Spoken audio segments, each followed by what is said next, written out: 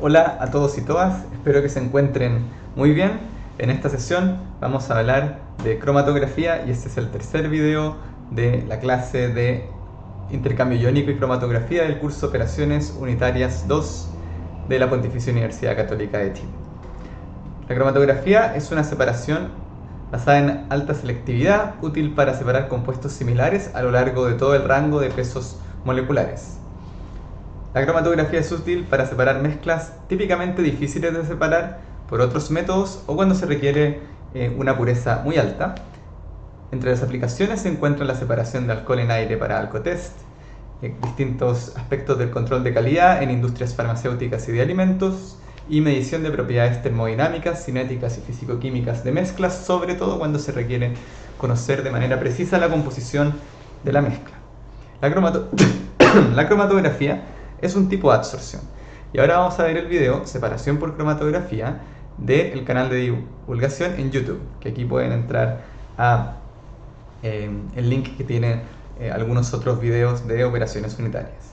Entonces tenemos un lecho empacado de izquierda a derecha y hay una fase estacionaria y se tiene una mezcla multicomponente que se alimenta al absorbedor o al lecho. Y la diferencia con la absorción es que se va a alimentar de una manera un poco diferente, no se va a alimentar de manera continua la mezcla, sino que se va a alimentar en pulsos. Entonces aquí podemos ver que se carga, aquí con esa especie de camión muestra en la realidad una jeringa que típicamente se inyecta en un cierto tiempo y luego se hace pasar la fase móvil continuamente. Entonces la fase móvil se alimenta continuamente, pero esta mezcla se alimenta en un pulso, en un momento que se ve como un cuadrado en un cromatograma.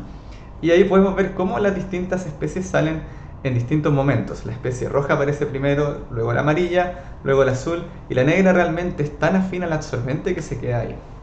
La velocidad con que cada uno de los compuestos va a salir va a depender de cuán afines es cada compuesto con respecto al absorbente.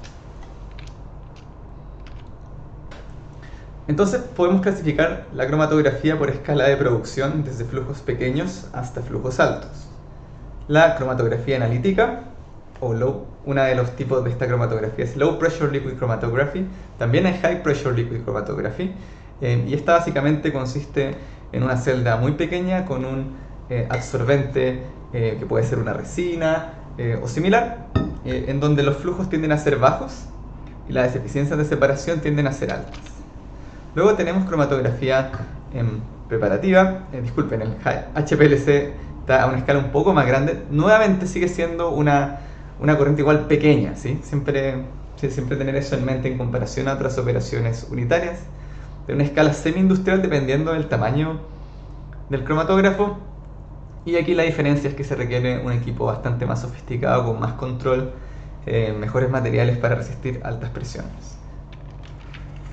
Y a flujos altos no hay muchos ejemplos a escala industrial, o los que hay no hay muchos en Chile, pero aquí hay un ejemplo de un lecho secuencial de movimiento simulado en donde se intenta tener una producción continua a volúmenes más grandes que lo que podría producir la cromatografía preparativa. Aquí abajo están los links de cada uno de estos equipamientos si quieren ver las especificaciones y eventualmente algún video. El principio de separación cromatográfico tiene que ver con la diferencia de los coeficientes de distribución de los solutos en el sistema fase móvil y fase fija.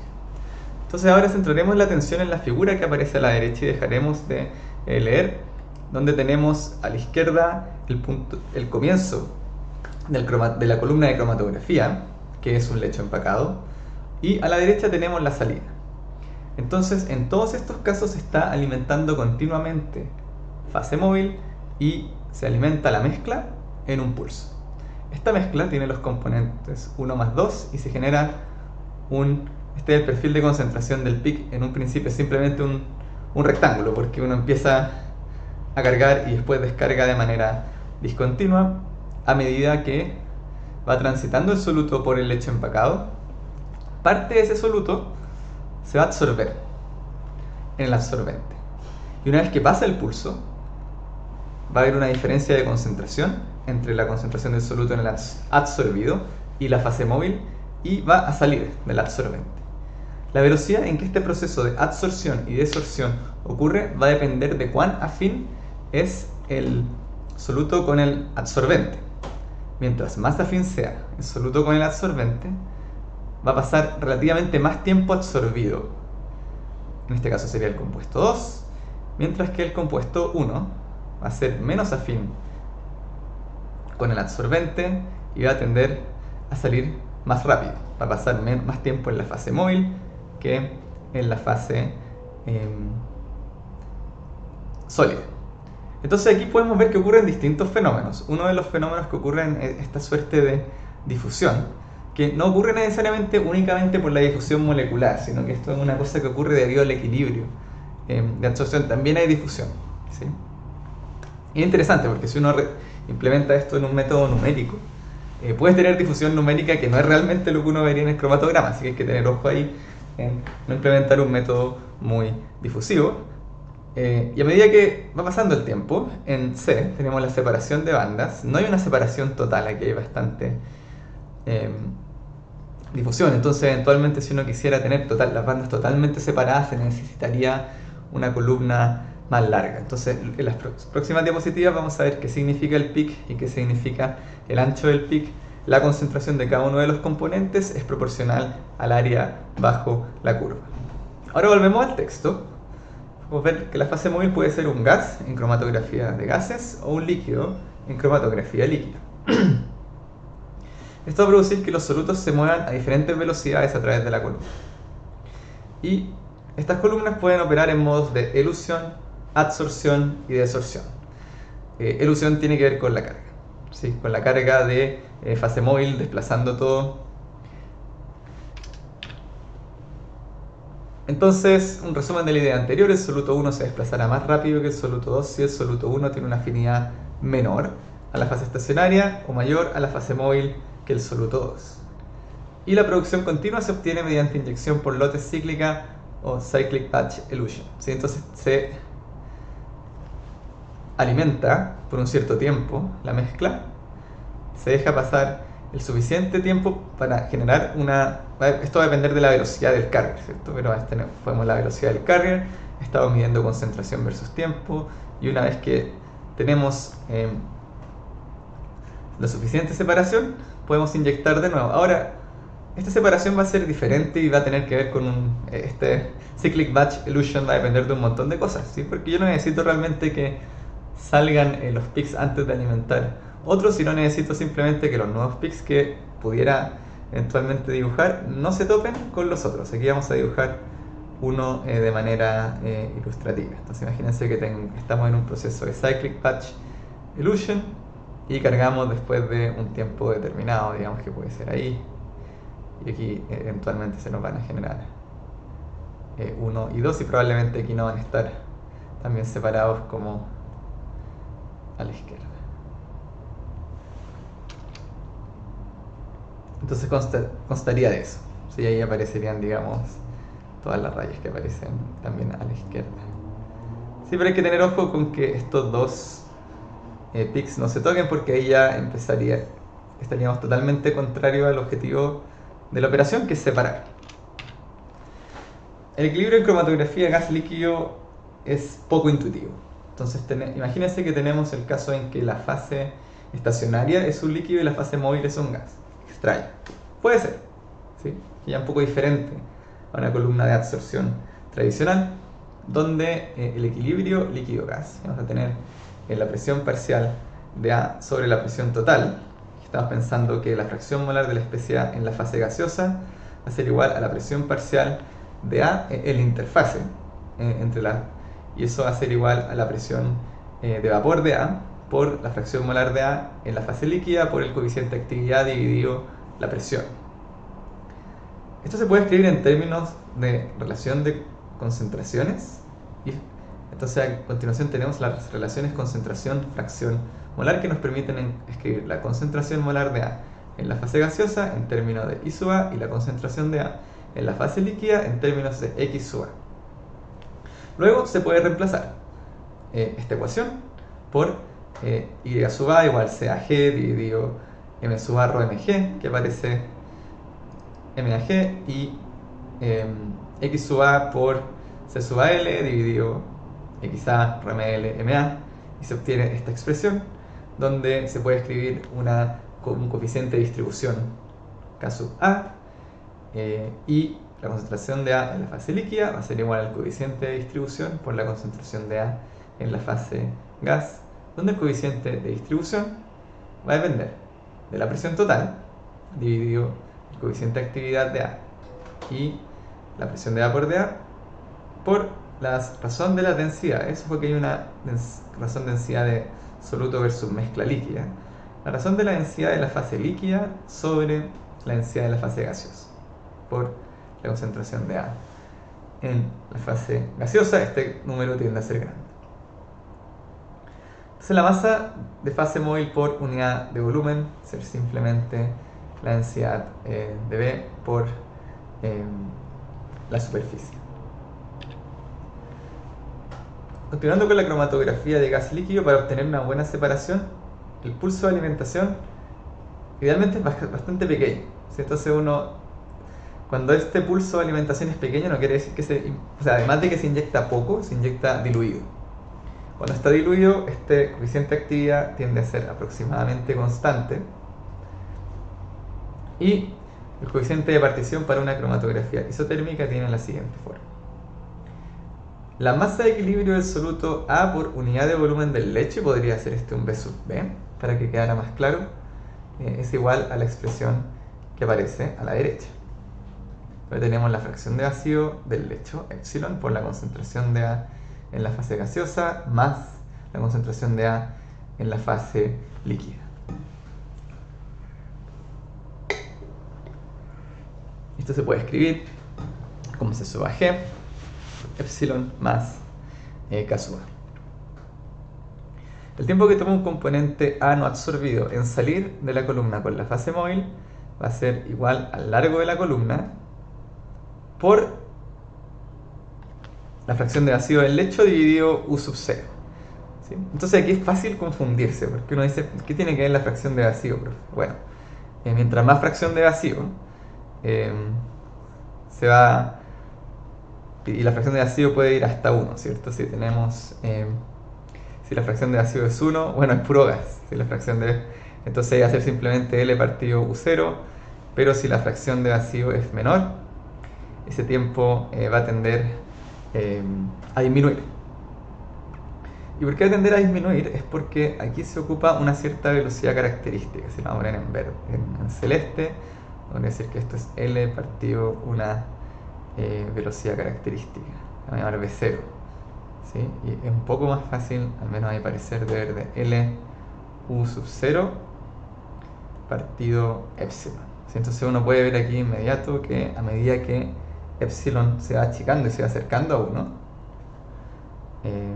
esta velocidad va a empezar a aumentar en el denominador, porque el flujo volumétrico va a tener que dividirse en poros pequeños, entonces va a disminuir el área transversal que enfrenta el flujo, por lo tanto la velocidad va a aumentar por ecuación de continuidad. Estamos asumiendo que la temperatura es constante.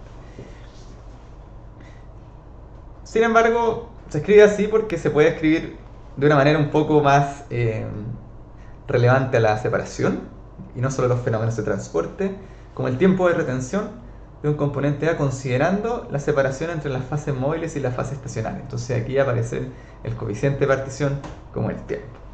¿Sí? Entonces, si mientras más grande sea el coeficiente de partición, más tiempo va a pasar un soluto en la fase líquida, estamos en gas líquido, por lo tanto se va a demorar más en salir con el carrier, que es la fase gaseosa,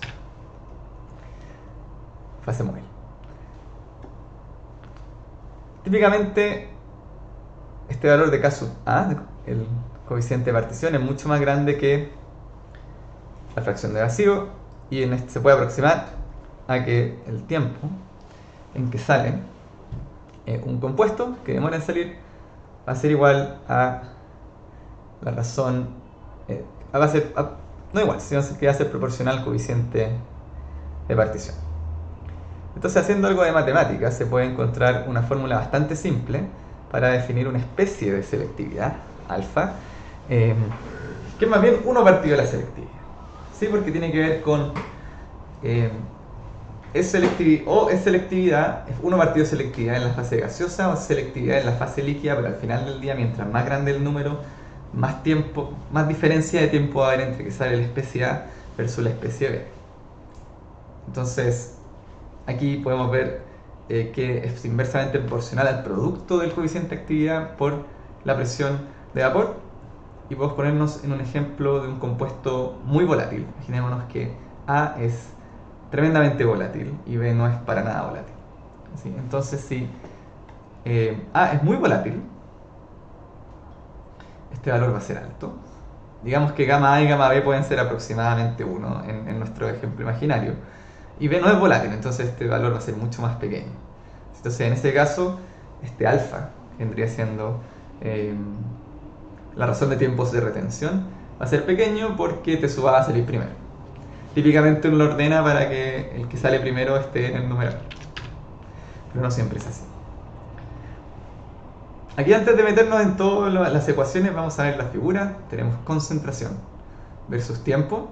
Y esto se está midiendo a la salida del cromatógrafo, tal cual como se mide una curva de ruptura, que es donde se mide la concentración a la salida del absorbedor. Entonces, al principio no sale nada, ¿sí? Aquí en 0 cargué, comienzo mi elusión, pasa el tiempo y empieza a aparecer A. Ah, mira, apareció A.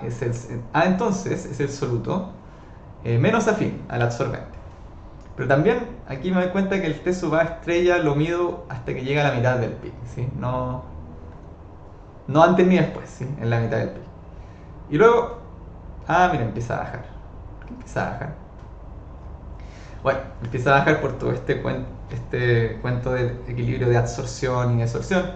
Entonces pasa un tiempo, sigue bajando, hasta que ya todo desorbió, ¿sí? No queda nada de A en el lecho. Luego pasa el tiempo, porque esta columna está bien diseñada, entonces di suficiente tiempo para que los pics se separen. Entonces subo aquí,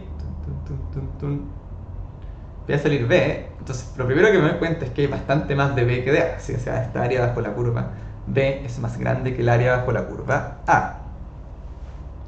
Tengo el segundo tiempo T sub B, en este caso tal cual como antes, ¿sí? A es más volátil que B, ¿sí? Es menos afín a la fase líquida. Y luego pasa el tiempo hasta que sale. Una cosa interesante es que en este ejemplo en particular, el tiempo B es aproximadamente 2 veces el tiempo que demora en salir el pic de A, no A. Entonces esta separación en este caso se realiza con facilidad. Tenemos un valor de alfa igual a 1/2, ¿sí? Podemos volver alfa, T A estrella partido T B estrella. Entonces eso es 1/2.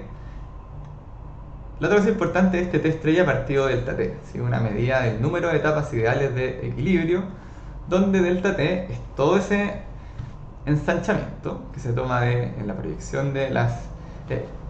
es divertido, ¿sí? Porque este delta T es como una cuestión media aproximada, tiene que ver con que las moléculas chocan y la distribución estándar es una buena aproximación matemática para la difusión en este tipo de sistemas. Entonces uno extiende el pic y después como que baja izquierda a derecha y realmente no cubre todo el área, sino que cubre 99% del área, y eso corresponde a 2 distribuciones estándar hacia la izquierda y 2 distribuciones estándar hacia la derecha. Por lo tanto, todo ese delta T es aproximadamente 4 desviaciones estándar, que aparece ahí abajo a la izquierda en gris.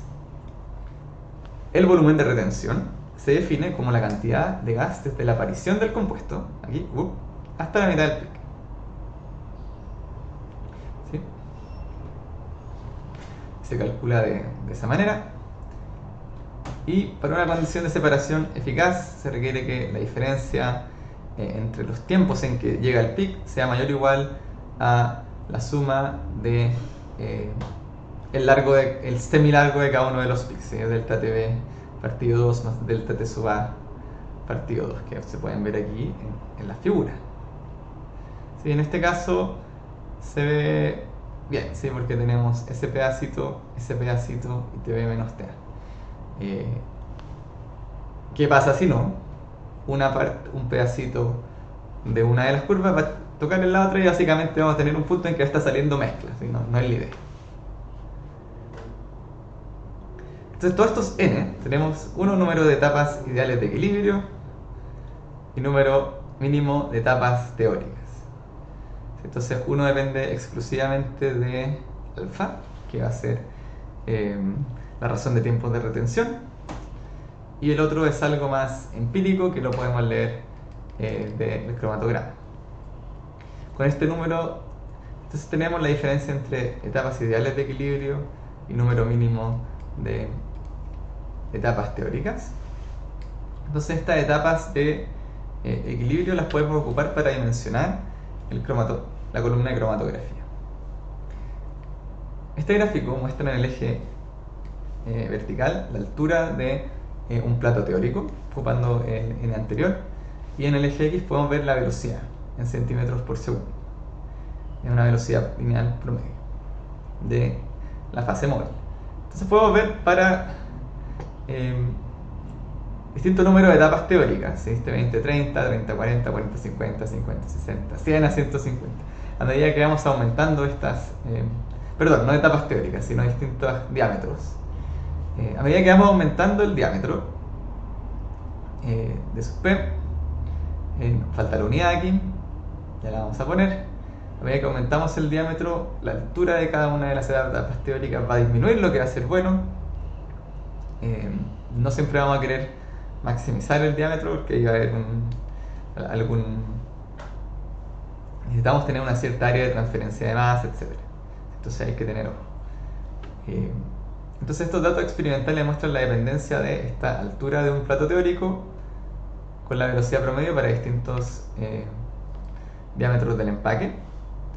A medida que entonces lo primero interesante es ver que hay un mínimo local en H en casi todos los casos donde el diámetro es relativamente pequeño. En todos los casos empieza a aumentar, está en lugares distintos. Entonces no basta, si uno empieza a subir mucho la velocidad, ahí el H empieza a aumentar. Siempre que vamos a querer que el H disminuya, si tenemos el caso más optimista, el caso con una partícula relativamente grande, donde tenemos una altura de una etapa teórica aproximadamente 0,05 centímetros. ¿Y por qué es útil la altura de una etapa teórica? Porque nos permite dimensionar el largo de una columna de cromatografía, como el número de etapas teóricas por la altura de una etapa teórica.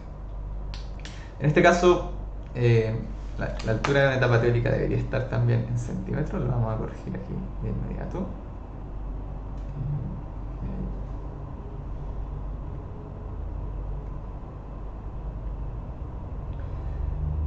Lo que es muy bueno, porque imagínense que 100 etapas teóricas en el caso optimista, que va a ser el caso de acá, va a ser simplemente 50 centímetros de columna, una columna chiquitita.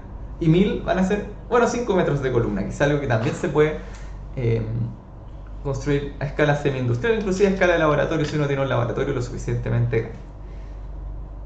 ¿Sí? Entonces, en este set de 3 clases vimos que el intercambio iónico es un tipo de adsorción basado en el equilibrio, una solución electrolítica con una resina ácida o básica, catiónica o aniónica. Y a la derecha podemos ver que la cromatografía permite separar mezclas a partir de diferencias en coeficientes de partición. Este es el caso de cromatografía gas líquido, para el fruto en sistema fase móvil, gaseosa, fase estacionaria, líquida. Muchas gracias y mucho éxito en su estudio.